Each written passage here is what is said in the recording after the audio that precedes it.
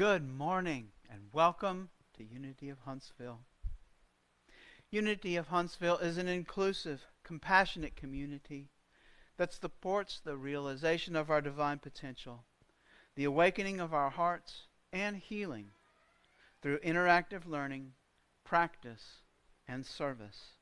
Our mission is transforming lives and inspiring people to make a positive difference in our world.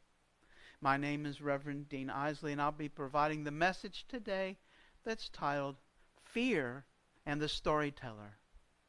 I'd also like to introduce Debbie Priest to you on the keyboards and Valerie, who's running the overhead slides that will show the lyrics and affirmations behind me. And now, if you would, please bring your attention to the Christ candle. We light the Christ candle every service before the service begins as a symbol of the Christ light that's in each and every one of us. This light that never goes out. This light that has always been lit within us. Sometimes we forget, but that light is always there and always available to us. And now, if you would, please stand and let's sing together our opening song. My soul is welcome here. I'm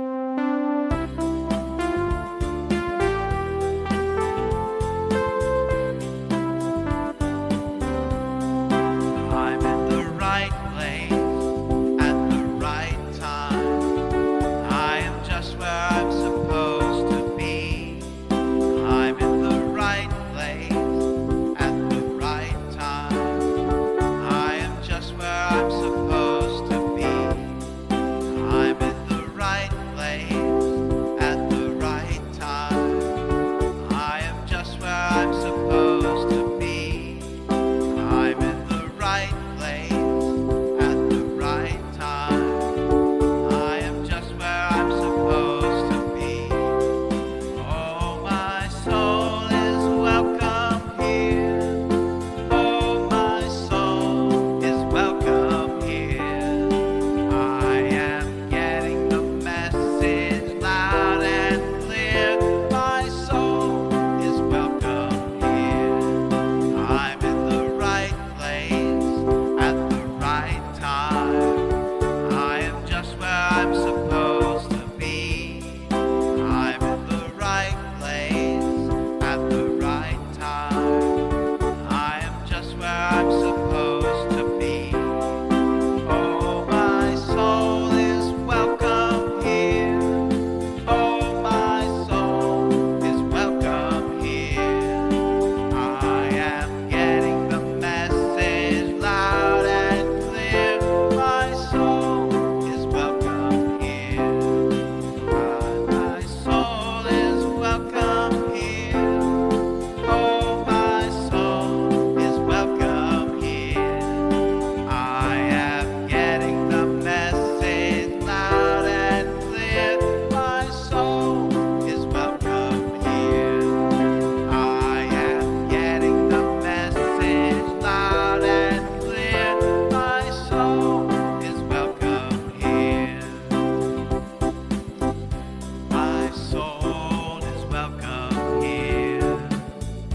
My soul is welcome here. My soul is welcome here. My soul is welcome here. My soul is welcome here. Last one. My soul is welcome here.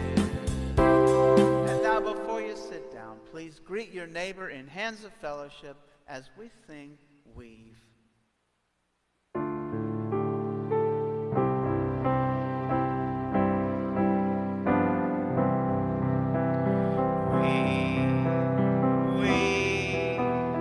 Weave us together, weave us together in unity and love. Weave us together, weave us together, together in love. Weave us together, weave us together in unity and love. Weave us together, weave us together, together in love.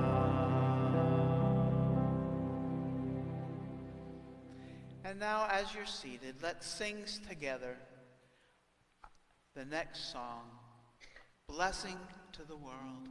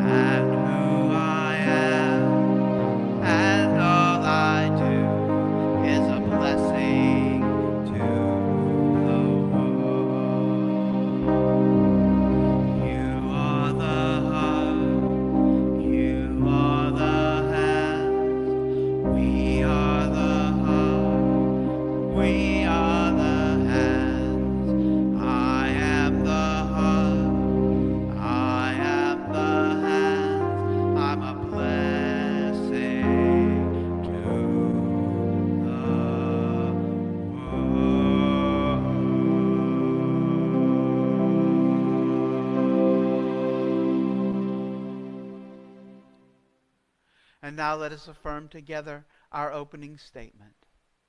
There is only one presence and one power in my life and the universe, God. And now I'd like to read for you from the Daily Word. The Daily Word is a publication of Unity World Headquarters. And the word of the day is protected. And the affirmation is, I rest securely, knowing I am divinely protected. And the message is, protection is more than physical safety. It is the deep assurance that no harm can befall me at the level of spirit. I am guided and sustained by the infinite intelligence and love of spirit. This protection is not fear-based, but faith-based. A deep understanding that no matter what appears in the outer world, the Christ presence within me is my enduring spiritual protection. This awareness helps me put the news of the world in proper perspective. As I align my thoughts and feelings with spiritual truth, I feel safe. Affirming divine protection allows me to live boldly, knowing I am not alone. I believe in the prayer for protection, which assures me I am surrounded, enfolded, and protected by the presence and power of God. And the scripture is from Psalms 91 and 11. For he will command his angels concerning you to guard you in all your ways. And the affirmation of the day is, I rest securely, knowing I am divinely protected. And the word of the day is protected. Now let us affirm together our Lord's Prayer.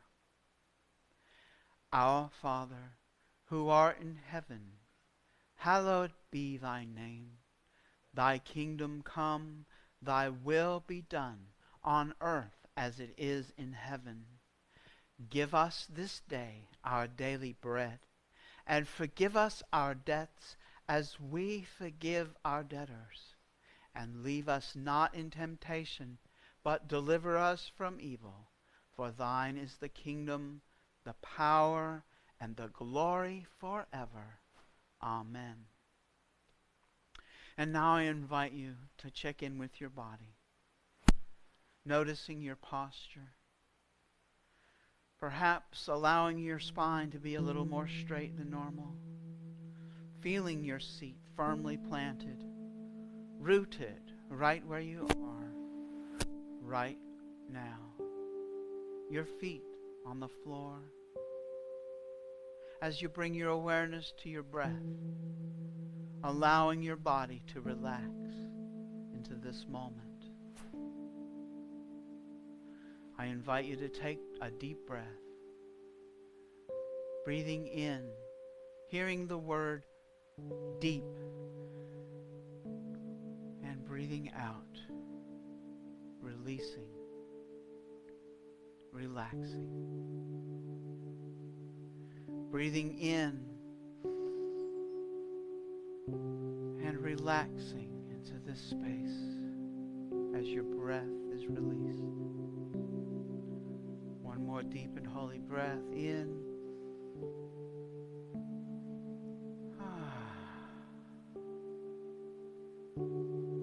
You are exactly where you're meant to be in this moment. You are spirit, having a human experience in this body, a spiritual being, having a human experience as a unique expression of God in this universe.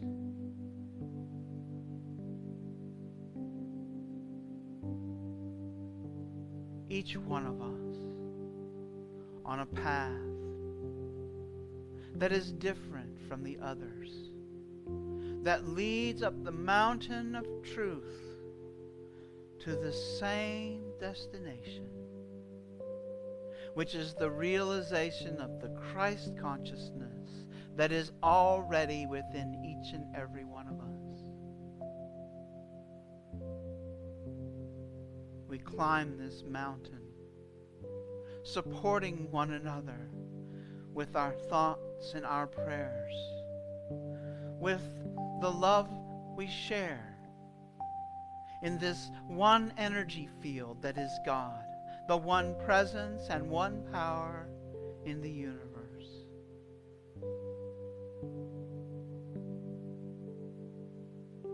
We are, as children of God, beloved, inheritors of the properties of the divine, wisdom and understanding, the will to decide, the strength to follow it through, the love that attracts the experiences, just the ones that we need in our life. The elimination, the denial, the ability to let go and release what is not ours. The order, this knowing that everything is happening just in its right time, just when it needs to be taking place in our life. The zeal, the power, the enthusiasm to move forward on our path, to do what is ours to do.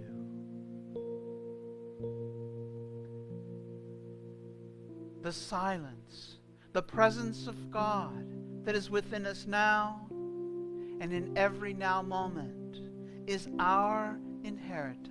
We participate in the one field of life energy that connects us, that is divine energy. I invite you now to go into the silent and still place that is within you,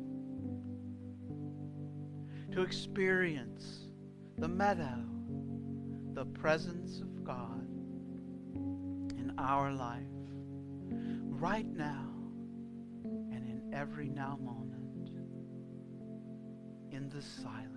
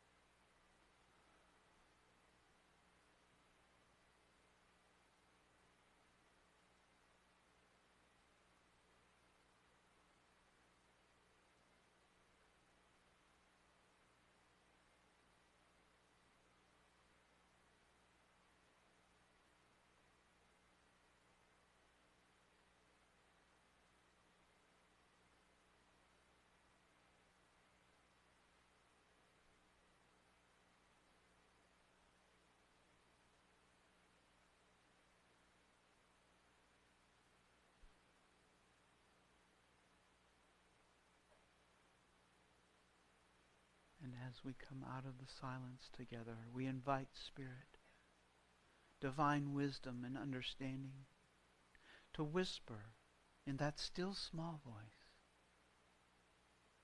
what it is that we need to know right now on our spiritual path.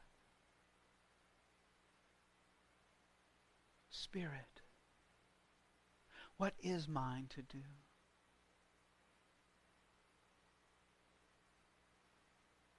With an open heart, we wait patiently, knowing that all is in divine order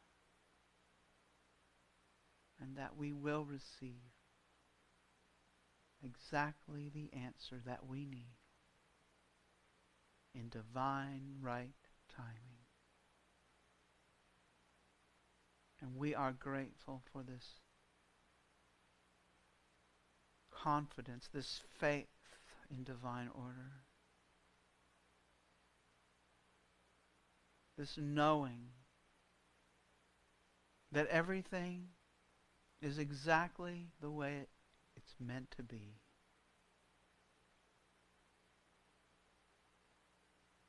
Grateful for one another and this opportunity to gather. Whether we are here, present in the same room, or gathering across the internet. We are a part of the one body that is this ministry, a part of the one body that is all of humanity, a part of the one body that is the one presence and one power in this universe. We are grateful for this life energy that's flowing through us now, touching each cell of our body with its rejuvenating life force, sweeping away any obstacles to our wholeness. And sharing this life energy with everyone we meet, with every single person, without exception, with every being of the universe. There is enough. There is always enough. For this life flows from the source of all life. And we are grateful in it. And so it is. Amen.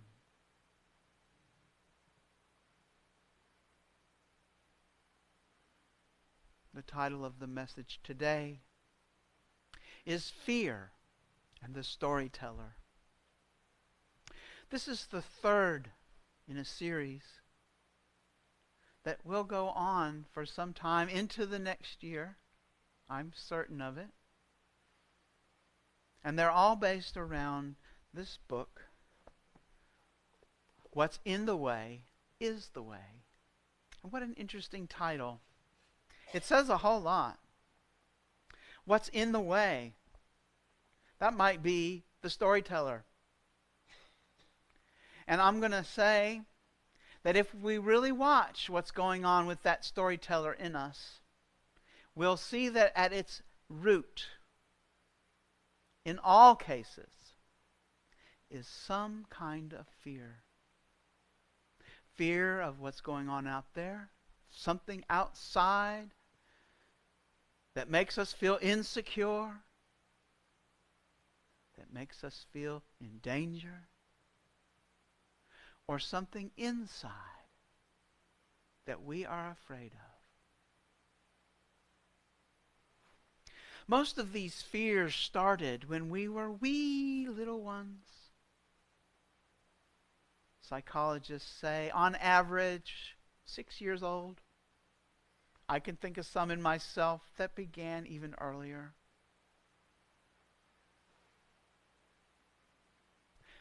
And yet, as early and as small as we were, they're still with us.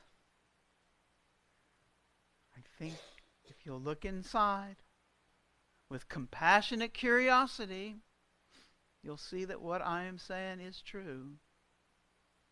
But as always, I don't want you to take my word for it, because it only works if you work it.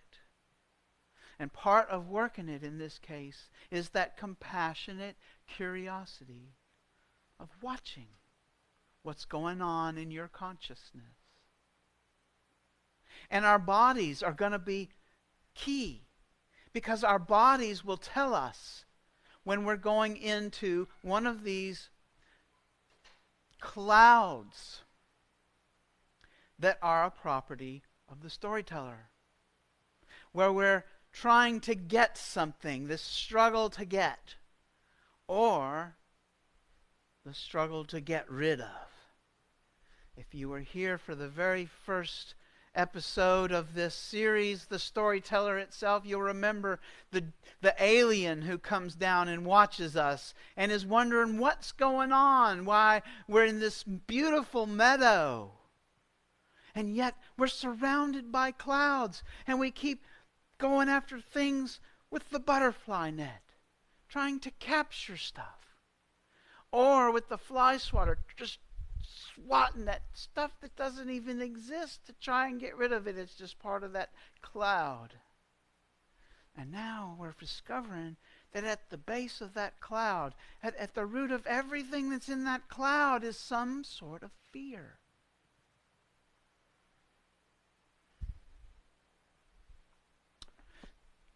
The author of 1 John tells us in chapter 4 and verse 18, reading from the George Lamsa translation of the Aramaic language into English.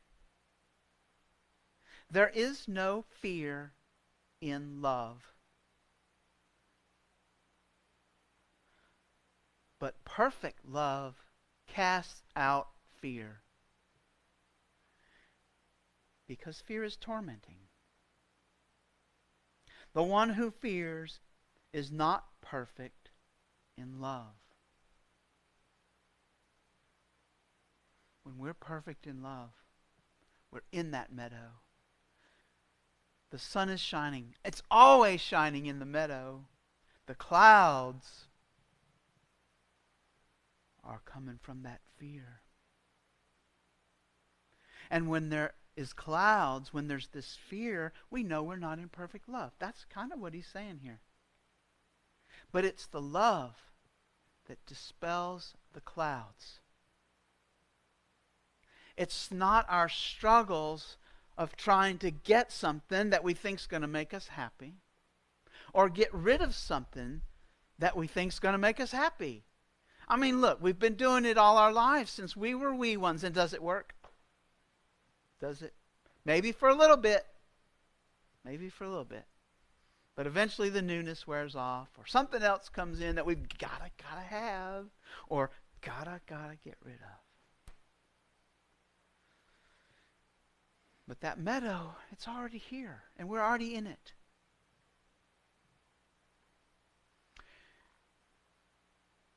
So what we were seeing is the best way to get rid of it is through love.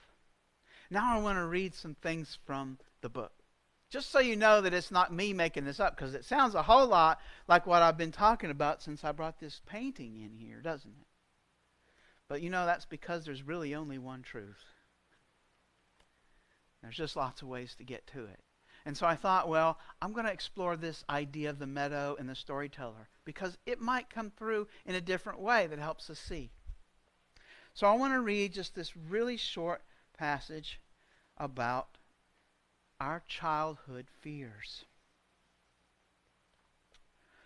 What fuels the struggles of the storyteller in our heads? There is one simple word that sums it all up: fear. Most people, most of the time, are caught in a low-grade fear that can flare into anxiousness, insecurity, and even full-blown terror. Let us now get to know fear. Let us get to know fear. Because within this knowing lies the possibility of not being controlled by fear. So there was a teacher, school teacher, who had a dream. And this dream kept recurring to her. She would have this same dream over and over again. I've had dreams that were very similar to this. And in the dream, there was always a monster that was chasing her. And she would run. And just before the monster got her, she would wake up. Heart just beating. Fear. She told this dream to one of her colleagues, and they said, well, You know, sometimes I've heard that if you just turn around and look at the monster, it'll stop the dream from happening.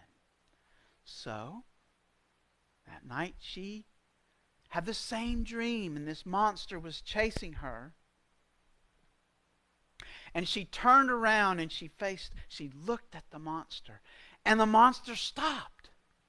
It didn't move forward. Kind of like a pit bull, you know. If you run from the pit bull, it's after you. But if you turn around, it'll look at you. And what she noticed when the monster stopped was it had pink fingernails. Upon seeing the pink fingernails, she woke up. She never had that dream again. Well, why the pink fingernails? Because there's always something a little funny about the monsters. Something a little just weird, right? Because the monster's not real.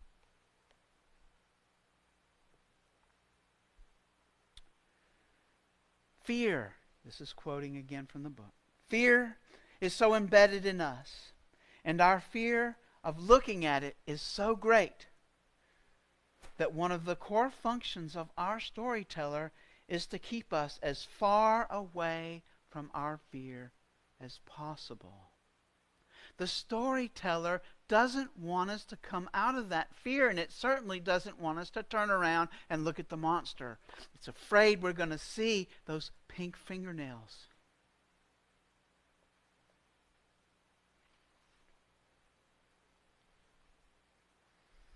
And what's the answer? It's getting to know our fear. It's that compassionate curiosity. Seeing the fear that's there. Seeing these clouds and what they are in us. And saying, oh, that's okay. I'm not the only one who has this stuff. We all have this stuff. And so I can still love myself. I am good right here, right now, just the way I am. And it's okay. And now I've got a quote I want to read to you. This is from, I don't know if you've heard of a guy named Krishnamurti. He is, I don't know, around the 20s I think is when he lived. But when he first started on the scene in theosophy, they thought he was the second coming of Christ. I mean, this guy was such a, endowed with this wisdom. And it comes out he's not so like that anyway. But he did have a lot of good things to say. And this is one of the things he said. It's not that you must be free from fear. The moment you try to free yourself from fear, you create resistance against the fear. Resistance in any form does not end fear. Remember the fly swatter? One must understand the whole nature and structure of fear. That means learn about it, watch it, come directly into contact with it.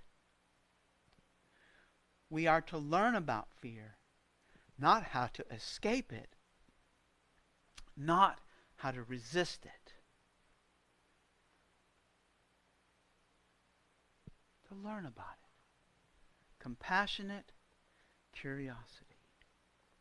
So as I was studying to get ready for today, I was also reading our lesson for A Course in Miracles. And oh, by the way, something's going on with Lindsay. She wasn't going to be able to make it by 12:30, so we won't be having A Course in Miracles today. Maybe this message will help, though. Because the first line of the lesson is this. No one can escape from illusions unless he looks at them. For not looking is the way they are protected. There is no need to shrink from illusions, for they cannot be dangerous. Okay, so these illusions, what are these illusions in the case of the storyteller and fear? But our fear, the fear is an illusion. It's not really there. These, we live in a modern world. The saber-toothed tiger is extinct and hasn't been around to jump out at us for a long time. But we still carry that in our unconscious. Our, what Charles Fillmore called race consciousness, our human that part of consciousness that we all share as human beings. I was like, wow, that really fits.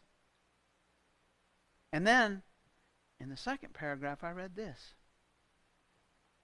And how else can one dispel illusions except by looking at them directly, without protecting them?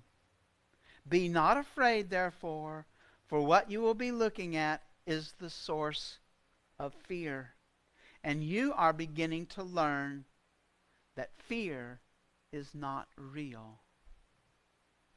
How can there be any fear in God?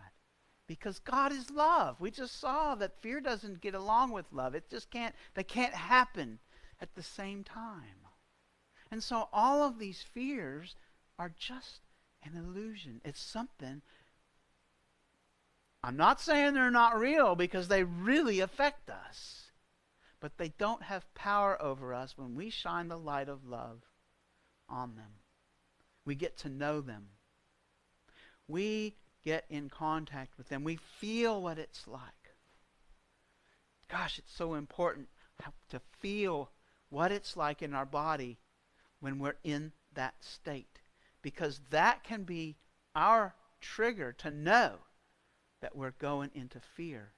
We can become aware of our conscious state by our body state, once we get to know these fears.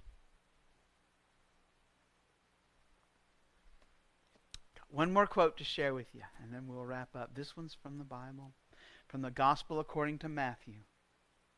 It's part of the Sermon on the Mount.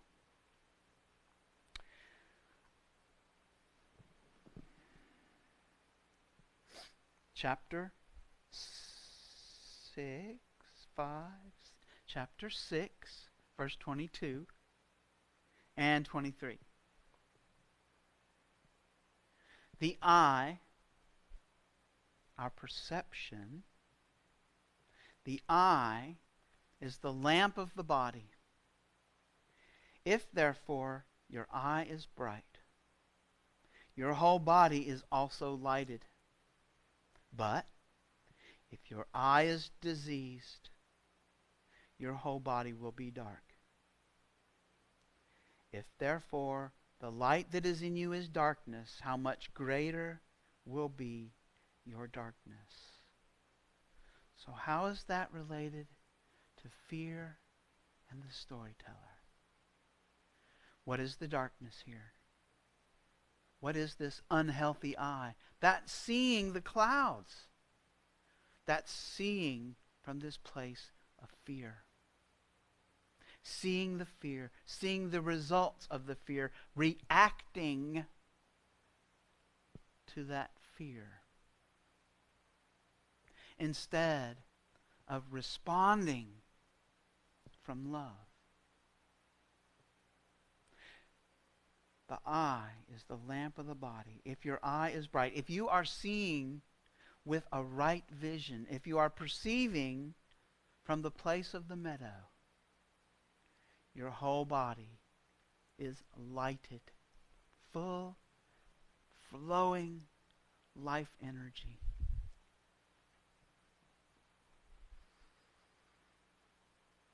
That prayer for protection, it is real, and it really works. If you don't know it by heart from saying it every Sunday, it is in the bulletin. There's plenty of those still back there if you want one. And that daily word today, boom. I didn't know that was going to be the daily word when this topic ended up being on today's date. In fact, this talk was supposed to be given the day Reverend Carol was here. But she came to town, and I wanted to hear her speak, and I wanted everyone to hear her speak. Anyhow, it's just how things work out on a spiritual path. There are no coincidences. There are none. Just like that lesson for Course in Miracles aligned so perfectly with fear and the storyteller. Fear and the storyteller. And I'd like to sing a song that I wrote. And I've heard that some of y'all like this song. There goes the thumbs up. And Keith doesn't even know the title of the song yet. Or did you read the bulletin? Oh, so you do know. All right. All right. So this is called protenoia. Protenoia. It's a Coptic word. All right. Coptic is the language that was spoken in Egypt around the time that Jesus was walking around and afterwards. And it was written down in Greek characters instead of hieroglyphs. And in 1945, there were some Bedouins that were out there, and actually not Bedouins because they were farmers, and farmers are sedentary. Anyway, they were looking for fertilizer at the base of a cliff, and as they were digging for fertilizer, they uncovered a jar. And inside that jar were 13 codices. That's just another word, fancy word for books. And in the codex that got the name 13, there was one of the topic scrolls, whatever. It's inside of a book. So we could call it a chapter. Was titled Trimorphic Protenoia. I was like, well, what is protenoia exactly? Because in the translation that I had, it was left untranslated. It's a Coptic word. And so I wrote the guy an email, the one who translated the thing, and he sent back and told me protenoia means first thought. First thought. That reminded me of something I remember from philosophy called the prime mover, you know. It also reminded me of Genesis 1, you know. God said, let there be light. So that would have been like the first thought, the thought that started everything rolling we're still rolling in it. So first thought. What also struck me really that I noticed is that protenoia is a feminine noun. It's a feminine noun. Because I was really looking into the divine feminine at that time. And so I like that. And every one of these words that I'm going to sing to you is actually written down in that scroll, Trimorphic Protenoia. And as I was reading it, they just started, you know, I don't know if you've ever seen that movie. It's called, I think it's called Numbers. There's this guy, Nash, who ends up being schizophrenic, and he's looking at the newspapers, and things just start popping out of the newspaper. Well, that's kind of how it was with me in this song. And I thought, those would make good words to a song. So I'm going to sing that song for you.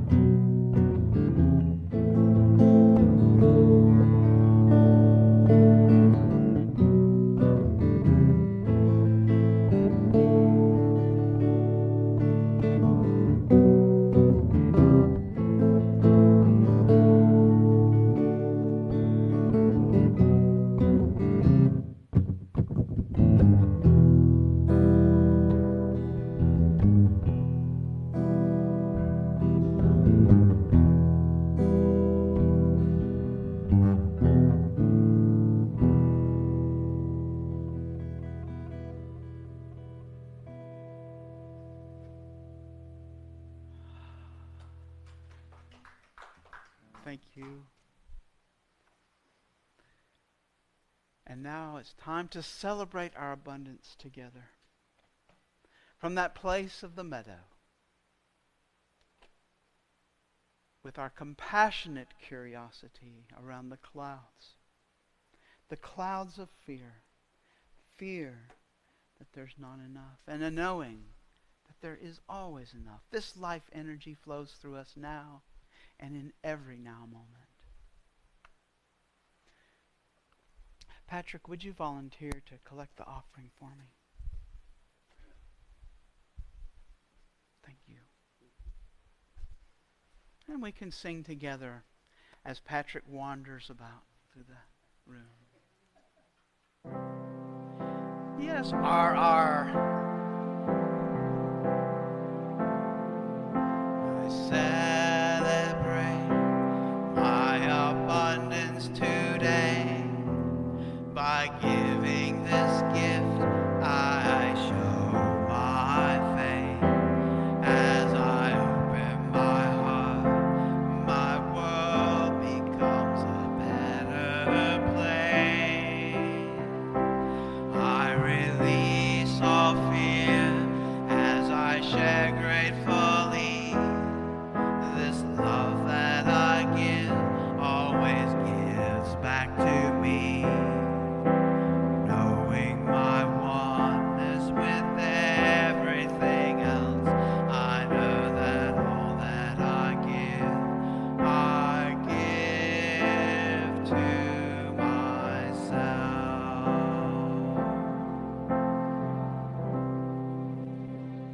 And if you're joining us online and you would like to freely give from your heart, you may go to unityofhuntsville.org and click on the donate button. I believe it's in the upper right-hand corner where you may securely give through PayPal. And let us bless all the offerings that we have received this morning as we affirm together. Divine love, through me, blesses and multiplies all that I have, all that I give, and all that I receive. Lovingly I give, and lovingly I receive. Thank you. And I've already given away one of the announcements that I wanted to make this morning, and that's that Lindsay Strickland is not able to be here this morning. She assures me that everything is okay, that she just couldn't make it by 12:30 this morning. I have no other details than that, but knowing that everything is okay, all is in divine order. We do have Course in Miracles, normally every second and fourth Sundays. On second Sundays, it's after a potluck dinner that we share together every second Sunday. On first and third Sundays, we have our life circle, the support group that meets every Sunday after church right here in our circle, or upstairs sometimes. I've got another announcement. It's really exciting with all the fall leaves coming down. We've gotten in touch with our landscaping service and we found out some of the things that they're supposed to do and are doing, which leaves other things for us to do. And that's a wonderful opportunity to get together next Sunday after the service. You might want to bring your work boots and your gloves because we're going to have 2 parties going on at the same time. There'll be one party indoors that will be decorating this church for Christmas. We've got all kinds of wonderful decorations in the back there. And the other party is going to be outside, weed whacking and gathering up brush and getting rid of it and making the place look a little more beautiful. We've gotten rid of these trees that were huge and overhanging the building, and now you can really see what's going on, and it is just calling out for some attention. And next Sunday after service will be a time for that attention. Patrick, you've got an announcement. Yeah, next Sunday, Mary and I are going to bring some soup and bread, so we can have refreshments before we go to work. So I just want to let you know. Oh, so if you want to come down, there'll be refreshments before the work party. Can't get better than that. Some bread and some soup. All right. I hope we're going to have some good weather. I bet we do.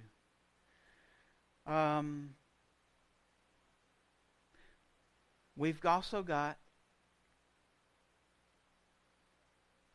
a guest speaker coming the first Sunday in December. So the birthday Sunday. Robert Farrell will be here, and you may have heard him speak before, but he hasn't given me a title yet, but he promises that I'll have it before next Sunday. So next Sunday I'll give you that title. And we can hold Debbie Priest in prayer because she will be on another vacation next Sunday. Not a vacation, but not here. We won't ask. She'll share later. Maybe not online. So holding that in mind, we would like to thank everyone who's joined us online today. You know, it's nothing like being here in the sanctuary, but we are so grateful for the technology that allows us to stream this service out into the internet. And we would love to have you come down and join us because we have a circle of light after the service that you just can't appreciate unless you're there and part of it. So we'd love to see you come down. But in the meantime, we'd also love for you to share this experience with everyone you meet by seeing the Christ light, the same Christ light that's in you, in each person as you meet them. Don't take my word for it. Try it out. See how it feels and how it changes the entire energy of the room.